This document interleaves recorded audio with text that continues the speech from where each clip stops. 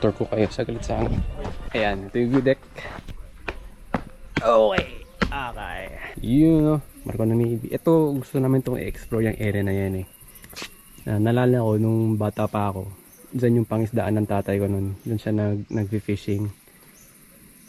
Marami siyang kwentong maganda tungkol sa mga nahuhuli na dyan. Pero, kaya gusto namin balikan. Kaya kailangan na lang namin ng outboard na malupit.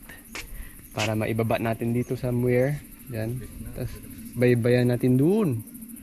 Sa area na yun. Ito yun. Ito yun. Ito yung gusto namin talagang i-explore ng husto.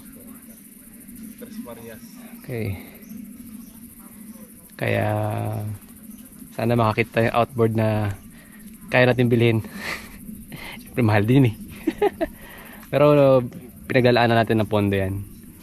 Kaya kung may mga outboard makers dyan, baka naman!